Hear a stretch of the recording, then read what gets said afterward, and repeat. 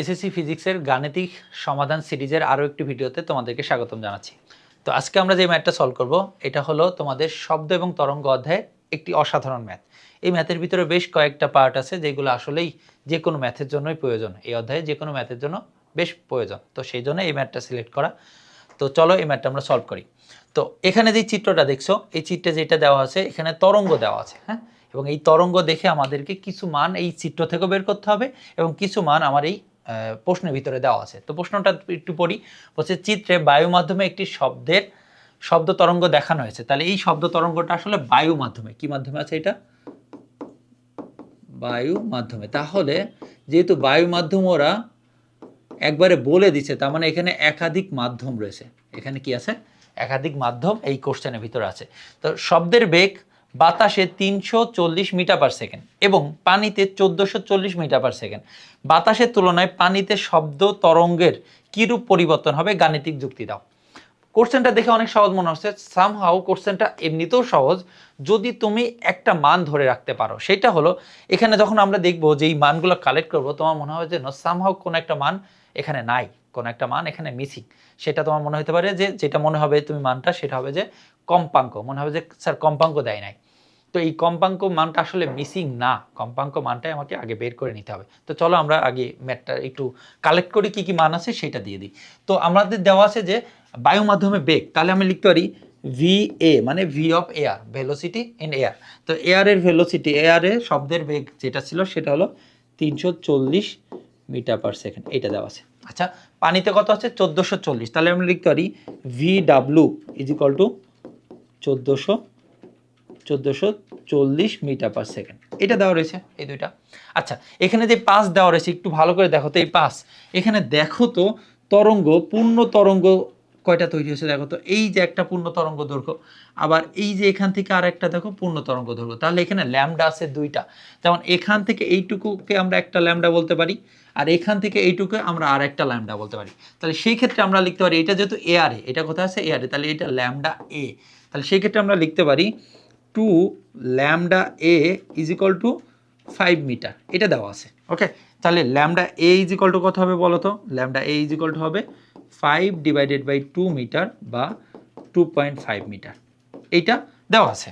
যদিও দেওয়া ছিল না, মানে ছবিতে দেওয়া ছিল, ছবি থেকে আমরা কালেক্ট করে নিছি এই মানটা। ওকে, এখন আমাকে ওটা বলছে যে ল্যামডা ডাব্লু বের করতে হবে এবং এই ল্যামডা ডাব্লু এবং ল্যামডা এর ভিতরে আমাদের পার্থক্য দেখাতে হবে, মানে কোনটা ল্যামডা বড়, কোনটা ল্যামডা ছোট, এবং কতটুকু বড় এবং কতটুকু ছোট সেটা আমাদেরকে দেখাতে হবে। বুঝতে পারছো? আচ্ছা, এখন তুমি বলতে পারো যে স্যার ঠিক আছে এই দুটো আমরা বের করব, কিন্তু এখানে এফ কোথায়, কম্পাঙ্ক কোথায়? তো মেন কথা হলো যে আমরা এখানে যেই কথাটা ওরা হিন্ট করে, মানে হাইড করে রাখছে, সেই ব্যাপারটা হলো যে কম্পাঙ্ক হলো বায়ু মাধ্যম এবং পানি মাধ্যমে দুইটারই কম্পাঙ্ক সেম হবে। বায়ু মাধ্যম এবং পানি মাধ্যমে দুইটারই কম্পাঙ্ক সেম হবে। এই জিনিসটা কেমনে বুঝলাম? কারণ মনে করো যে আমি একটা সুর শলাকা বা আমি হাততালি দিয়েছি, হাততালি তো পানির নিচে দেওয়া বেশ কঠিন। তো মনে করো এই যে আমাদের ক্যালকুলেটর আছে, ক্যালকুলেটরের সাথে আমরা এই পেনটা দিয়ে বাড়ি দিয়েছি। তো এটা দিয়ে এর উপরে যদি বাড়ি দিই একই রকম শব্দ হবে। এটা যদি আমি পানির নিচে দিই আর পানির উপরে দিই, মানে এই যে এয়ারে অথবা পানির নিচে যেখানে বাড়ি দিই না কেন, শব্দের কম্পাঙ্ক সেম হবে। কারণ কি? কারণ আমরা জানি হলো উৎস যদি একই হয়, কি হয়?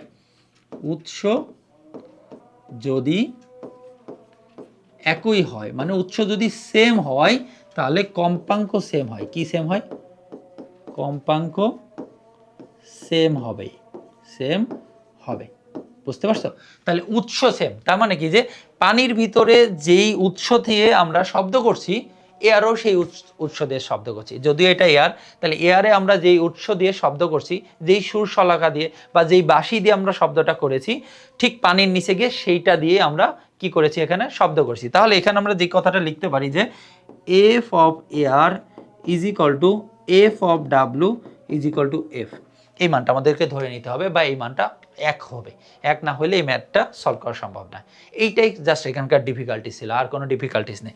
এবার দেখো তো এখান থেকে আমি এফ এর মানটা কিভাবে বের করতে পারি? আমরা লিখতে পারি, আমরা জানি,